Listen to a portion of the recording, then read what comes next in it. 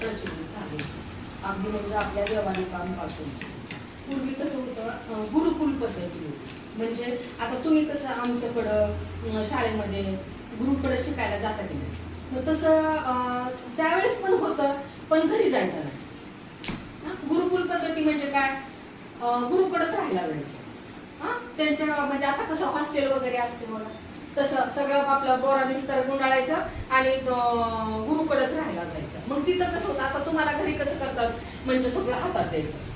पिल्या उठ माय, तिकडं तांब्या ठेवला, तिकडं सगळं तुझं भेट ठेवलंय, दात घास, तोंड धुवून, लोकी चहा पिन, बिस्किट खाण. तसं नव्हतं गुरुकुलमध्ये. तिथे एक शिस्त होती, जीवनाला तिथं शिस्त लागायची.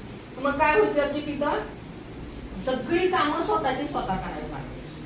अगदी कृष्ण आपला देव माहिती ना, कृष्ण भगवान कृष्ण सुद्धा गुरुकुलमध्ये राहिले. आणि तिथं मग सगळ्या तुम्हाला त्या आता जरी समजा गणित, इंग्रजी हे सगळ्याचे विषय असते ना, त्यावेळेस पण होतो. राजनीती होती, तुमचं सगळं धर्माचं ज्ञान असायचं. ह्या सगळ्या विषयाचा अभ्यास तिथं करायचे. राजकारण कसं करावं, राजाने का कसं राहावं, जनतेनं कसं राहावं, ह्या सगळ्या विषयाचं त्यांना तिथं नॉलेज द्यायचं. आणि मग त्यांना तिथं घडवून मग पुन्हा त्यांना घरी परत पाठवलं जायचं. अशा पद्धतीचं त्यावेळेस पासूनची गुरु शिष्याची परंपरा चालत आलेली आहे.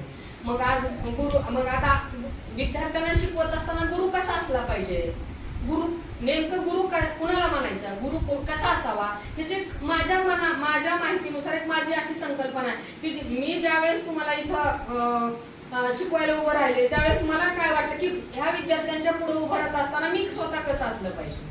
म्हणून मी तुम्हाला सांगते की मला असं वाटतं की गुरु कसा असला पाहिजे. गुरु हा मग तो महिला असू दे किंवा पुरुष असू दे, गुरु आहे. गुरु कसा असला पाहिजे, पुढे बसलेल्या या सर्व विद्यार्थ्यावर आपल्या स्वतःच्या संततीप्रमाणे प्रेम करणारा गुरु असावा.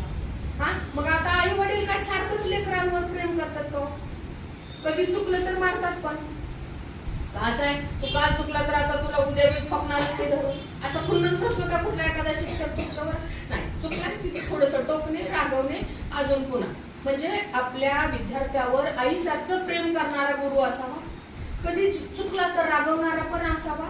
आणि सगळ्यात महत्वाचं, आजच नाही, आता तुम्ही लहान आहे, काय लहान आहे, तुमच्या जीवनात काहीच अडचणी नाही. आता तुम्ही जोपर्यंत आई वडिलांना असं मागताना मला द्या, तोपर्यंत तुमच्या जीवनात टेन्शन हा प्रकार कधीच येणार नाही.